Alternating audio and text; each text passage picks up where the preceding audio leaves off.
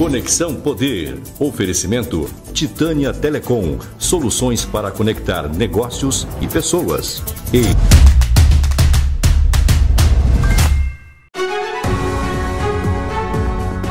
Muito bem, o Conexão Poder está recebendo o conselheiro Antônio Joaquim, do Tribunal de Contas. Participa aqui com a gente a Márcia Matos, que é editora executiva do Repórter MT e também do Conexão Poder. Você se livrou agora de mais uma pataquada da Justiça, né, AJ? Te inocentou daquele processo.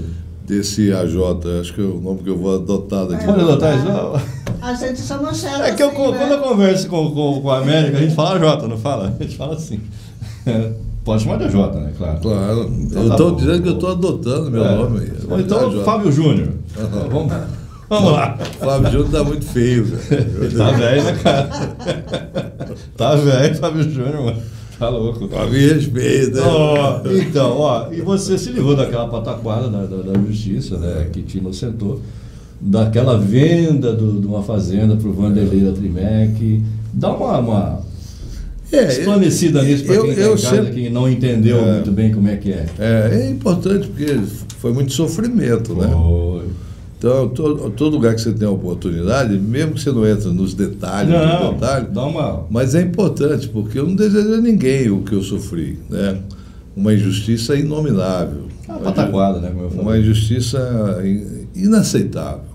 Um sujeito chega e fala que era sócio oculto de alguém que comprou uma fazenda minha há 5 anos atrás. A fazenda foi vendida, foi escriturada, com prazo de 3 anos. O dinheiro entrou na minha conta, aí vem um cara e fala assim, eu era sócio oculto. Aí chega o procurador e criminaliza isso. O Janot. O Janot. Um dos motivos que eu fiquei quase 4 anos afastado do tribunal foi esse. Agora, o que é importante nesse momento? Nos dois níveis, no criminal, que é o Ministério Público Federal, e no civil, que é a improbidade que eu estava sendo acusado, os dois me inocentaram, pediram arquivamento. Resume nisso. 4 anos depois, demonstra a minha inocência. Eu estou há 4 anos dizendo, eu sou inocente, isso não é um absurdo, isso não existe. Eu vendi uma fazenda minha, provada no meu imposto de renda, entrou no meu imposto de renda à venda. Quer dizer, é uma coisa que eu não desejo a ninguém. Eu percebo, André, só para concluir, eu percebi ao longo dos 4 anos afastados, assim, muita gente julgando, muitos togados aí em estúdios de TV, de rádio, muitos togados, julgando, condenando. Professores de Deus. E isso é muito doído. As pessoas precisam ter cuidado com esses julgamentos fácil, né? Porque é muito doído. Eu não desejo a ninguém, nenhum cidadão sofreu o que eu sofri. Imagino. Eu vou até te dar pegando esse gancho aí, você passou 4 anos afastado. Naturalmente tem aqueles amigos que desaparecem nesse período. Esses amigos voltaram? Existem 3 tipos de pessoas que você não esquece numa situação como eu vivi. O primeiro tipo de gente, de pessoas que você não esquece, é quem fez isso contigo. Sim. Não tem como esquecer. Não, esses dois aí... O segundo é aqueles que afastaram de você. E o terceiro são aqueles que ficaram junto contigo, acreditando. Esses 3 tipos de pessoas você não esquece numa situação. Agora, vou voltar a dizer que eu disse quando tomei posse. Eu sou um homem hoje melhor como ser humano do que era antes. Teve esses amigos que apareceram de repente, do nada agora?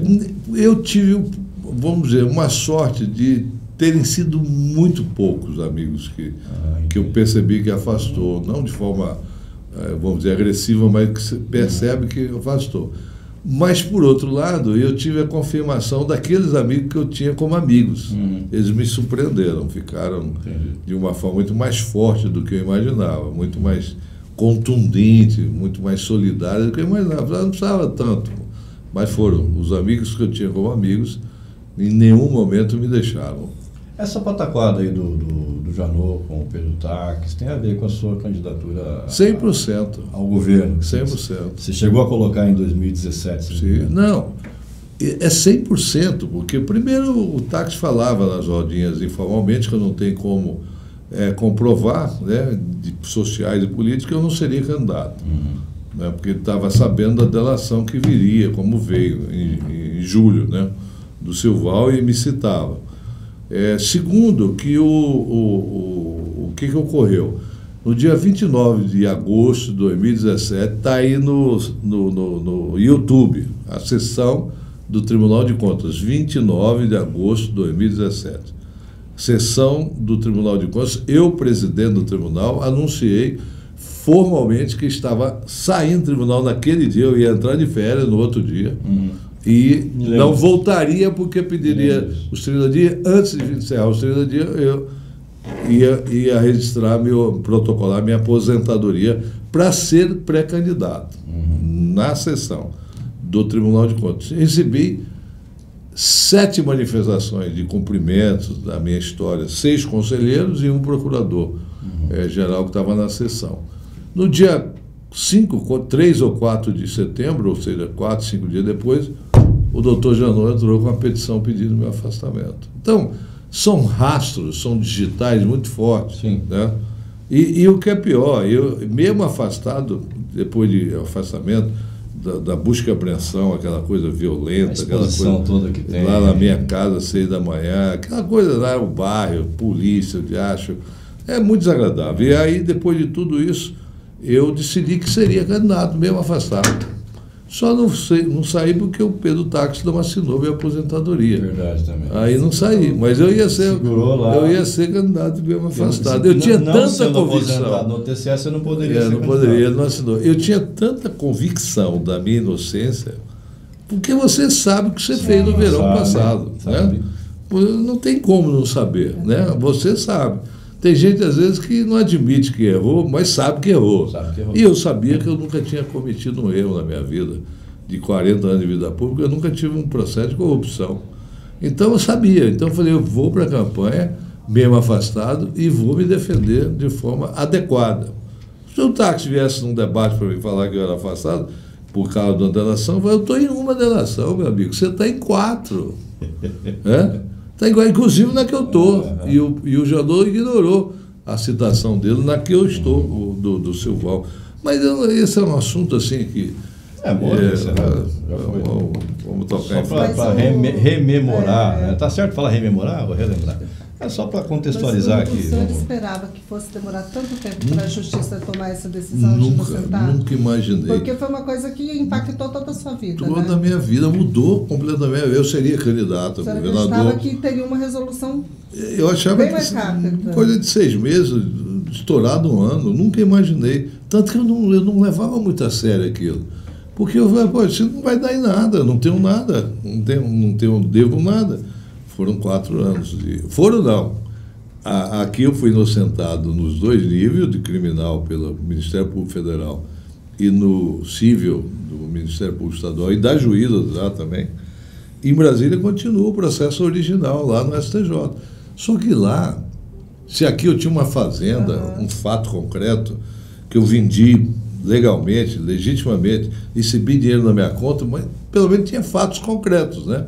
Lá não existe nada, não tem um fiapo de cabelo que possa me envolver no processo em Brasília. Você pretende processar o ex-governador? Não, assim, não é que eu pretenda, eu não tenho isso definido na minha cabeça. Eu preciso depois de lá de Brasília ter também resolvido, eu preciso sentar com o advogado, né, para eu avaliar. Eu não quero ficar com o farol para trás. Eu fico imaginando o que você passou. Você disse que o que você passou. Mas o que a sua mulher deve ter passado? Minha família, o que os seus filhos devem ter passado, seus netos, né, os seus amigos mais íntimos. É muito doído, é muito doído. Eu não desejo a ninguém, não desejo a ninguém. Por isso que eu volto a dizer, as pessoas têm que ter muito cuidado de condenar as pessoas, porque houve uma denúncia aqui, outra colar. Tem que ter muito cuidado, isso é muito complicado, é muito fácil condenar, é muito simples condenar, sem ter informações, sem ter nada. Então, não é fácil, não desejo a ninguém. Eu procuro falar muito isso aqui na nossa redação, dos BOs da vida, né? Pega um BO lá que alguém acusou alguém de alguma coisa e mancheta lá. Já julga, já condena. Médico e acusado. Peraí, cara, porque alguém fez um BO, vira notícia, só porque o cara é médico, só porque o cara é um juiz, é um advogado, é um jornalista, coisa parecida. André, imagina o seguinte. Você imagina o seguinte, do dia de 14 de setembro, que foi o dia da operação, né, busca e apreensão, até o dia 21 de novembro, de 14 de setembro de 2017 até o dia 21 de novembro de 2021, ano passado, que foi o retorno nosso, você imagina quantas centenas, milhares de vezes que eu fui condenado em 4 anos, nas redações, nas matérias, condenado. Esses dias eu liguei para um amigo de um site, que a reportagem, o conselheiro dizia o seguinte: o conselheiro Antônio Joaquim é denunciado por corrupção, por não sei o quê, por não sei... Meu amigo, eu não tenho uma denúncia. O conselheiro Antônio Joaquim denunciado por corrupção. Aí eu liguei para o amigo, aí foi 2 minutos, está fora do ar. Tá, o amigo não viu. É um repórter lá, mal intencionado, que escreve. Eu vou dizer o seguinte, é porque tem preguiça de estudar o assunto que está escrevendo. Porque senão jamais ia dizer que era denunciado. Todo mundo fala que não tem denúncia. Né? É diferente do inquérito. Seria o normal, o inquérito normal, como todos os outros 190 pessoas que foram denunciadas pelo... Está aí com os inquéritos. Mas nós fomos penalizados antecipadamente de forma violenta. Dizer, o MP não denunciou, né? Não tinha denunciado e os caras tratando como já pegou e já penalizou. Com a VO não é denúncia, viu, para quem não sabe.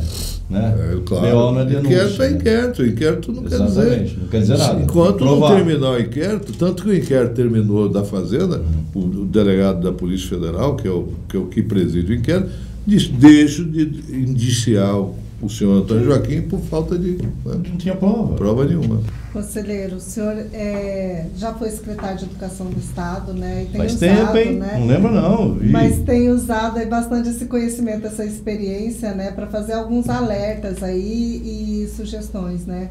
A gente esteve acompanhando aqui que o senhor até chamou a atenção dos prefeitos recentemente num evento ali na IMM, relacionado à questão da evasão escolar. O senhor acha que está faltando ação mais enérgica por falta dos prefeitos? Bom, há uma realidade muito, muito cruel de termos aqui já em torno de 70 mil crianças fora da sala de aula. Saiu de 23 mil para 70 mil reais. Claro que tem um problema da pandemia. Então, a Unicef tem um programa, uma plataforma chamada Busca Ativa Escolar, que é uma técnica, uma plataforma que se usa para ir atrás do aluno. Não é só o secretário de Educação do município, nem do Estado. É toda a estrutura da prefeitura, todos os secretários de todas as áreas com o prefeito se juntam, trocam informações. Tem uma criança lá, vai lá e busca e traz aqui. Eu falei na MM, o que aconteceu foi o seguinte: o ano passado, o tribunal, vendo essa situação, se aliou à Unicef, Tribunal de Contas, Unicef, Secretaria de Educação, Undime, todos os órgãos da educação, e fizemos uma nota técnica definindo critérios de trabalho para todos os prefeitos. Primeiro critério, aderir a essa plataforma da Unicef. Deu passo a passo. Então, aí o que aconteceu? Tinha em torno de 40% adesos, foi para 99% adesos. Só que nesse encontro agora, de 15 dias atrás, nós já checamos que dos 100% adessos, só tinha 2 municípios que não são, Barão de Melgaço e Luciário. Só 50% efetivamente estava executando. Então, a cobrança no sentido que é preciso, além de aderir, executar a plataforma para pegar essas crianças e tirar lá da escuridão, né, da falta de escola, da falta de ensinamento, para trazer. Eu perguntei o seguinte: será que tem alguma coisa mais importante hoje do que fazer isso? Pegar uma criança que está sendo penalizada, sem estar estudando, numa escuridão lá da ausência de uma sala de aula, e trazer para dar a oportunidade dela ser alfabetizada, escolarizada, não tem nada mais importante que isso. Não tem praça, não tem ponte, não tem nada mais tão importante como isso. Então, o que nós estamos nessa labuta de colocar 100% dos municípios lutando para tirar esse pessoal, para trazer para dentro da sala de aula. Nesse sentido. É aquele tipo de ação que o eleitor não vê, né? Não é vê, a ponte, não é o asfalto, o esgoto, né? ele não vê esgoto. É realmente uma luta mais difícil aí. E eu sempre digo o seguinte: eu fui secretário, como você se lembrou, do governo Dante, eu era deputado federal, me licenciei e fiquei 1 ano e 4 meses na Secretaria de Educação. De lá eu fui para o tribunal em 2000, entrei em 99. Fiquei 1 ano e 4 meses, não houve greve, eu fiz uma série de inovações naquela época, por exemplo, a merenda escolar. Teve ameaças, eu me lembro que teve ameaças de greve, querendo aumento. Mas não teve, porque o que aconteceu comigo? Eu consegui acertar com o governador Dante e com o secretário de Fazenda que os 25% da educação fosse direto para a secretaria. Precisava de entrar no Tesouro e voltar. Então eu tinha o dinheiro no caixa, eu pagava até dia 30 todos os professores. Daquilo ali nasceu uma experiência muito rica para mim. Aliás, é a experiência mais rica, mais importante que eu vivi como homem público foi de ter sido secretário de Educação. É muito rico. E eu tive a oportunidade de fazer inovações importantes, tanto na área pedagógica, que a gente avançou muito, como na área de gestão. Por exemplo, a merenda escolar era comprada aqui pela secretária de Educação e mandada Vila Rica, 1.300 quilômetros, Vila Rica, Colniza, 1.000 e tantos. Cheio de produtor. Então não tem sentido. Aí eu consegui municipalizar a merenda. Com a quantidade de alunos, eu mandava o dinheiro e eles compravam lá, 23 polos, compravam, acho que até hoje é assim, compravam lá dos produtores, né? Claro, e a qualidade. Assim, e a economia, e a economia local girava. Então, esse foi um exemplo, tanto na área pedagógica como na questão da merenda. E outra coisa que eu escolarizei, vamos dizer, né? Nem municipalizei, escolarizei, foi a própria reforma das escolas. Então, a gente levava o recurso, o cara mandava o orçamento, precisa de tanto para reformar tanta sala ou construir um banheiro, eu mandava o dinheiro para ele fazia. Tanto que agora, na MM, eu defendi com convicção, por experiência, de que as escolas públicas, todas elas, têm que ser unidade orçamentária financeira independente. Ia tocar nesse assunto com você, cara. Eu ia falar em privatização. Não chega a ser. Eu não me lembro qual foi o governo que propôs alguma coisa assim, se foi o Blairo, da escola ter a gestão financeira, ser uma gestão terceirizada, uma coisa assim. E aí começou os sindicatos reclamarem, fazer greve, porque iam privatizar a escola pública, que absurdo, e não é nada disso. O que você está propondo é mais ou menos isso? É terceirizar a gestão da escola? Não. É você usar o que já existe na escola, que é a realidade hoje, quer dizer, há um grupo de servidores lá na área administrativa, há o diretor da escola, que é vamos dizer, o prefeito da escola, e uma série de apoios administrativos que existem na escola. O que eu proponho é que elas se tornem independentes, que não precisa do secretário de Educação em Cuiabá definir ou participar de uma construção de uma sala de aula, da reforma de sala de aula, ou de qualquer atividade lá no município, por volta de Vila Rica, 1.000 quilômetros daqui. Então, todas as escolas têm que ter autonomia, tem que ter um orçamento. É como se fosse uma mini secretaria. Vou dar um exemplo. Vai ter um orçamento. Caiu uma chuva muito forte de granizo, destelhou a escola. Aí o secretário tem que fazer uma licitação e esperar 6 meses para reformar a escola. Em tudo. Se ela tiver a gestão própria, ela faz por lá a cotação de preço. E vai lá em tudo. Tanto nessa questão de investimentos de reforma, investimento não, que para construir uma escola, é claro, o governo tem que construir. Mas de manutenção no dia a dia, da merenda escolar, das reformas, tudo por conta da unidade orçamentária. E defendo que eles prestem conta ao Tribunal de Contas. Entendeu? Então, independente. Claro que eu não estou me referindo à política pedagógica. Essa tem que ter um rumo nacional, estadual, né? Não tem contaminação. É a administração. É a gestão. Isso diminui custos, aumenta a eficiência dos resultados de gestão da escola, porque vai ser fiscalizado lá na base pelo Conselho Municipal de Educação.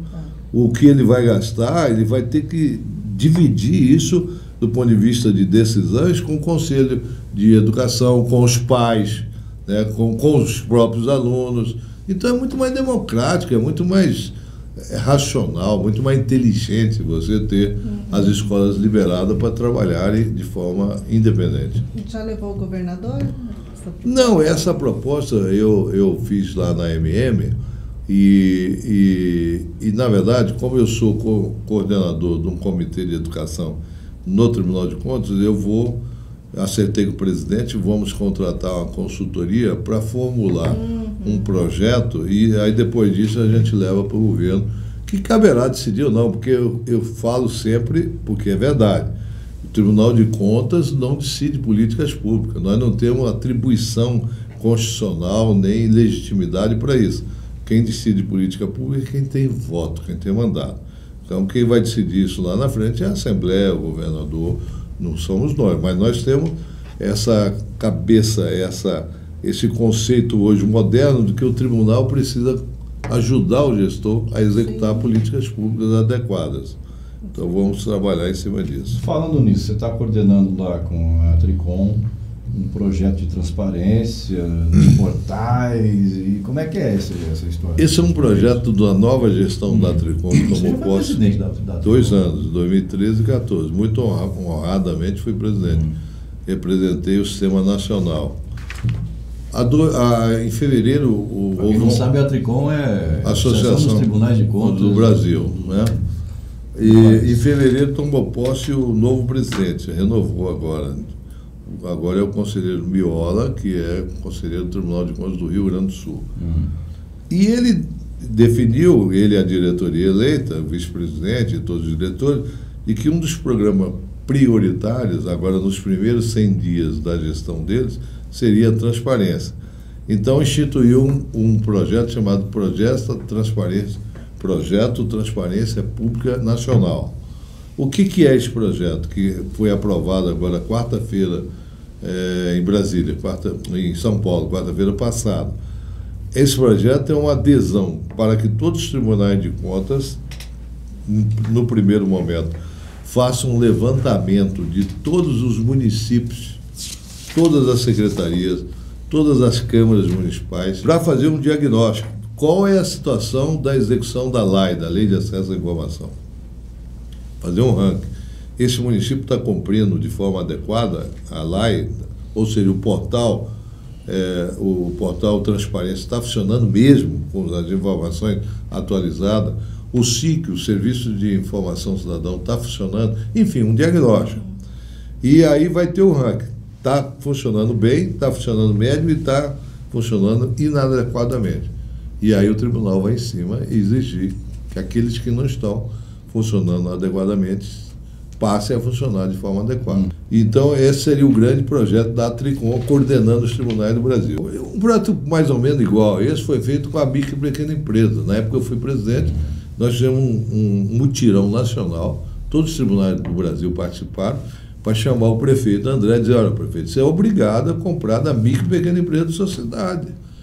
Mesmo que tenha algumas coisas diferentes, mas você vai cumprir a lei cumprindo essas diferenças. Então, privilegia até 10% mais caro do que comprado a micro e pequeno.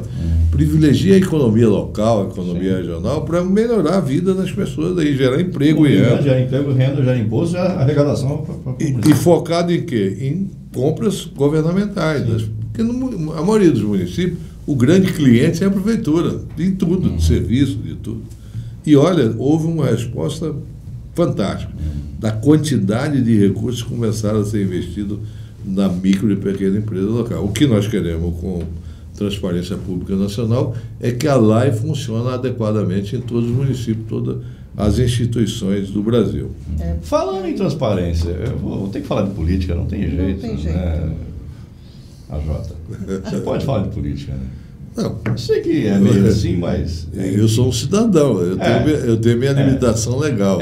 No tribunal eu não posso filiar partido, não posso ir em reuniões políticas. Nós estamos vivendo um processo extremamente conturbado de polarização aí política no país. Eleições já em outubro e com 2 candidatos, o presidente Bolsonaro e o presidente Bolsonaro e o ex-presidente Lula, polarizando, quer dizer... Você não acredita em terceira via também não, né? Eu acho que você tem que acreditar. Não há tempo para isso mais. Não, eu acho que você tem que você acreditar. Que vai entrar mais alguém? Porque, veja bem, esses dias eu vi uma análise correta, eu concordei. Quando você, pela primeira vez numa eleição brasileira, você tem um presidente disputando, não é a primeira vez que um presidente disputa, mas você tem um presidente disputando, que é um cara conhecidíssimo, né, 3 anos de mandato, com um ex-presidente, que também é conhecidíssimo, né, 2 mandatos que o Lula teve. Então, são 2 presidentes disputando. É uma certa explicação para essa polarização, né, que são muito conhecidos, são muito adentrados na opinião pública. Mas eu acho que tem muita gente, as pesquisas mostram, que esperam uma opção, mesmo que o prazo esteja curto, mas depende. Eu acho que a gente não pode descartar a possibilidade de surgir aí um embate que não seja polarizado, que seria ideal para a democracia, né? Para a democracia. Então, como cidadão, eu acho que seria importante ter uma eleição menos polarizada do que essa como está agora. Mas eu não duvido que possa acontecer. Eu tenho minhas dúvidas, mas enfim. Você acredita nessas pesquisas que estão sendo divulgadas? 48 a 27? Olha, no caso da Datafolha, a verdade é que eles já erraram muito, né? Já erraram muito. Então, assim, eu não... E agora, por coincidência... Em 2018 foi a mesma coisa. Eles erraram no final. muito. Haddad será eleito domingo, blá. Então, assim, você tem que olhar... É uma tentativa de manipular? Pode ser até que as coisas estejam do jeito que eles estão falando. Mas aí vem outra pesquisa no mesma semana e já coloca a diferença em torno de 8 para 21. É muito, né? Aí o que gera? Insegurança para todos nós, né? Nós, pobres mortais aqui. Você sente que tem uma manipulação? Não, eu não vou dizer que tem, mas que gera insegurança, gera, né? Você é bolsominion? Não, nunca fui. Ele falou que está na esperança da terceira via. Não. Ele acabou de falar. Eu acho assim que não é legal essa polarização. Ele falou terceira via porque é politicamente correto. Não. Eu acho que a polarização não é boa para a democracia, né? Nem tanto para lá, nem tanto para cá. É preciso ter mais ambiente de debate, mais opções, né? Mas assim, quando eu falo que não sou bolsominion, como eu também não sou lulista, não é que eu nunca fui assim um político que tenha mesmo sendo do partido Brizola 12 anos, né? Mas eu nunca fui assim brizolista. Eu era pedetista e brizolista, mas não radicalizado, né? Muitas vezes eu admiti que o governador se equivocou como qualquer ser humano. Você não pode idolatrar ninguém, não. Então, agora, a vida da política precisa ser melhorada com a participação do povo, né? Porque é o povo que define, né? Povo de Brasília. O povo de Brasília fomos nós que botamos eles lá. Não é o povo de Brasília. Não, é o povo que nós botamos. Então, não dá para fazer esse tipo de, vamos dizer, de afastamento, volta e some. Não, você tem que acompanhar a vida. Eu sempre defendi isso no tribunal, porque os programas que nós temos de controle social, de estímulo à cidadania, das pessoas participarem do dia a dia, né? E participarem das decisões fundamentais para os municípios, para o Estado, são as leis orçamentárias. É nessa hora que define como serão gastos os recursos que foram arrecadados. Então, o cidadão tem que participar desses processos de definição de políticas públicas, não pode se limitar a só votar a cada 2 anos. Então, o voto é um controle social poderosíssimo, mas tem outros instrumentos de controle social. Como é que você avalia, como um juiz de contas, a fala do pré-candidato Lula, que não vai haver teto de gasto no governo dele? Isso é macroeconomia, né? Está provado que se você não tiver uma gestão fiscal eficaz, não dá certo. Está provado isso no mundo. Se você não tiver um controle fiscal, você não consegue fazer investimentos na área social, portanto você prejudica a população.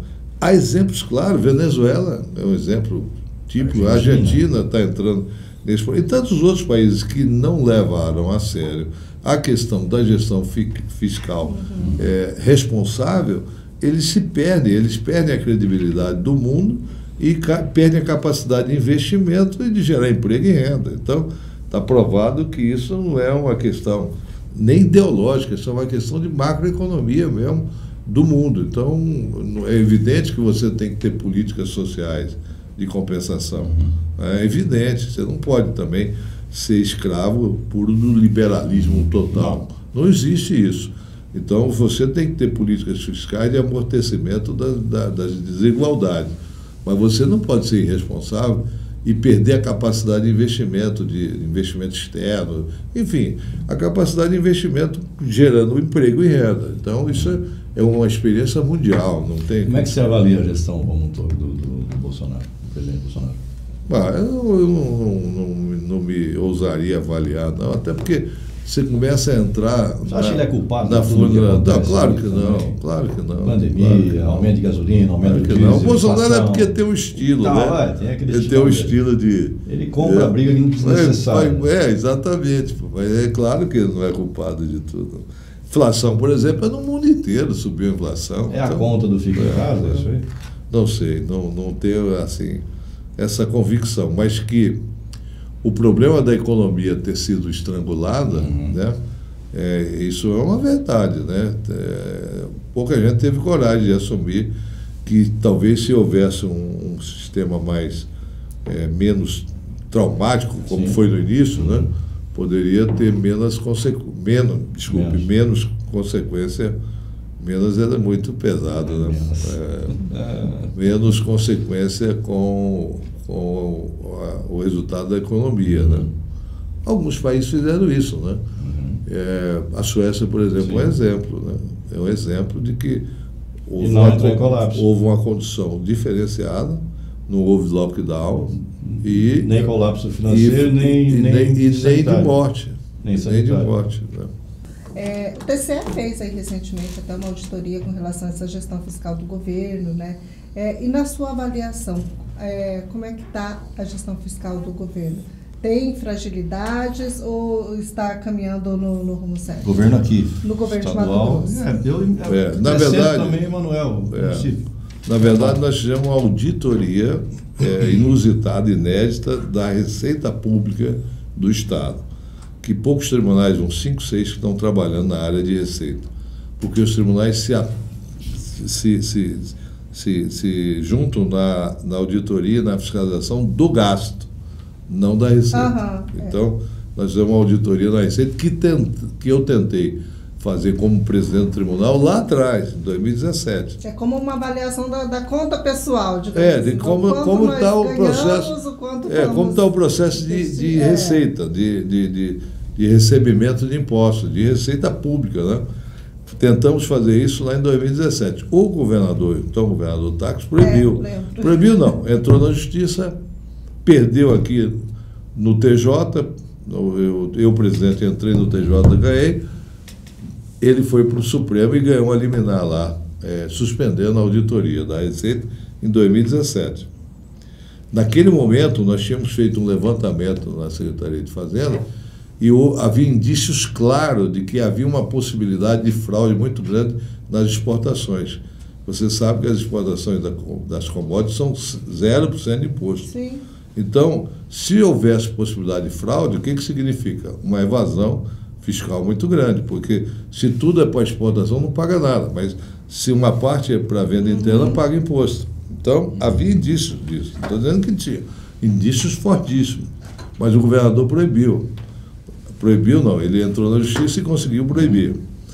4 anos depois, agora em fevereiro de 2021, coincidiu com o meu retorno, o Supremo decidiu que o tribunal podia fazer a auditoria. E aí, eu, 4 anos depois, recepciono novamente a condição de relator e fizemos em 7 meses essa auditoria. Demonstrou o seguinte: primeiro, o Estado tem uma gestão fiscal adequada hoje, cresceu bastante, considerando 2017 para cá. Melhorou muito o sistema de fiscalização das exportações. Não tem como comparar 2017 com 2021. Mas essa receita, essa auditoria, identificou alguns problemas que precisam ser enfrentados pelo Estado. Por exemplo, tem que ampliar a fiscalização das receitas a 100% das operações, que hoje não chega a 100%. Tem que entrar na área de mineração. Não há nenhuma política de fiscalização da mineração do Estado. Tem que resolver e melhorar a qualidade do Conselho de Contribuintes, que julga, em segunda instância, as demandas de tributos. Lá tem quase 4 bilhões de recursos sendo demandados, ou seja, o Estado reivindicando receber e a empresa se defendendo que não deve. Casos assim, por exemplo, tem empresas com 400, 500 milhões lá de debate. Então, é preciso esse conselho ser mais democrático, ter mais controle, ter um regimento interno. É um conselho muito opaco, que precisa melhorar. Tem que ter mais controle também dos resultados das políticas de incentivos fiscais. É preciso ter um controle maior sobre isso. Então, o certo é que houve uma harmonização entre o governo e o tribunal, e nós concluímos essa auditoria e considero que é um documento muito rico para ser debatido para essas melhorias. E o governo, na sua defesa, entre aspas, que a auditoria operacional não é no sentido de penalizar, é no sentido de identificar problemas e propor soluções. Então, há uma harmonização, o governo admitiu praticamente todos esses achados de auditoria e se compromete, agora vamos formalizar isso na sequência, para resolvê-los, mas houve um avanço muito grande. A posição do ajuste fiscal do Estado é positiva. Tem um fato novo hoje, acredite se quiser, mas a deputada, eu até anotei o nome dela aqui, Érica Cocai, do DF, deputada federal, ela deu declaração na tribuna, na Câmara, falando assim: o presidente Bolsonaro só é presidente porque ele cometeu fraude eleitoral em 2018. E ela, curiosamente, é uma deputada federal do PT, cujo partido está toda hora dizendo que a eleição é impossível de ser fraudada. E aí, o que você tira disso? O que você fala sobre essa questão de fraude eleitoral? Você acredita que pode haver isso realmente ou não? Tudo é possível, mas não tem nada de indícios concretos. Né? Não, sem provar nada, ela falou, só se elegeu, ganhou porque ele fez fraude. Mas eu aprendi com o que eu sofri pessoalmente que tudo é possível. Eu jamais ia acreditar que ia sofrer o que eu sofri. Eu acreditava piamente que era impossível alguém sofrer o que eu sofri. Então, eu já disse, eu estou bem mais tolerante, bem mais... Então, tudo é possível. Agora, nunca houve indícios, no caso da urnas eletrônicas, fortes, assim, que possa ensejar uma desconfiança total, né? Mas não há problema nenhum em discutir isso. Não vejo problema. Falando em eleições, o ex-governador Pedro Táxi parece que ele quer ser candidato a deputado federal, né? O senhor acha, o que o senhor analisa aí dessa possibilidade? O senhor acha que ele pode ter sucesso nessa empreitada ou pode sair aí já essa questão da disputa dele ao Senado já? Lá vem ele, morreu. Olha, considerando o histórico dele, né? Ele foi o quarto colocado para governador em 3 candidatos. Ele ficou em quarto. Tinha 3 candidatos, ele ficou em quarto. Perdeu para o Mauro, perdeu para o Hélio, perdeu para os Branco e Nulo e ficou em quarto. Ele ficou em 7º para o Senado. Se considerar esse histórico aí, que Deus o tenha, um bom resultado ele tenha para federal. Então, essa é a análise. Dá a caneca pra ele, você, pô. Eu já dei 300 mil canecas pra esse cara. Não, mas essa é nova, então essa é nova, essa ele não tem. Eu falei pra você que eu dava meus netos, né? Continua dando. Mas você ficou me deu 6. 2 canecas. Eu tenho 6 netos. Você vai pro terceiro. Então, a terceira Vamos caneca. contribuir com as canecas da família. Essa é nova. Essa eu acabei de ganhar mais evoluída, vamos dizer assim. Eu acabei de ganhar uma quarta-feira em São Paulo da Tricom. Também deu a caneca. Então me dá pro 4 neto. Dá pro 4 neto quando você tiver. Você tem 4 netos? Quantos netos você 6 tem? netos. 6 netos. Você tá velho, hein, Jota? Tô velho. 6 netos da geração TikTok. O que você tem com o TikTok, hein, Jota? Não, eu tô achando que você não sabe mexer naquela porra. Não, eu sou analfabeto nessa área. Por que isso, assim? Não, foi um comentário que fiz na entrevista, dando exemplo dos meus netos, né? Não sabia o nome da avenida que chega na casa lá, porque ficou no telefone, né? Mas não deu nada contra o TikTok. Eu sou um cara moderno, eu tenho Instagram, eu tenho Facebook, tenho Instagram, AJ.Antônio Joaquim. Você segue o Antônio Joaquim, cobra ele lá também, viu, galera? É AJ.Antônio Joaquim. AJ, não é AJ, AJ. Um abraço. Um abraço, irmão. Até a próxima. Tchau, Márcia. Tchau, Américo. Tchau, você em casa. Minha câmera é aquela? Abraço. É as 3, tá certo. Tchau. Abraço. Conexão Poder. Oferecimento Titânia Telecom. Soluções para conectar negócios e pessoas. E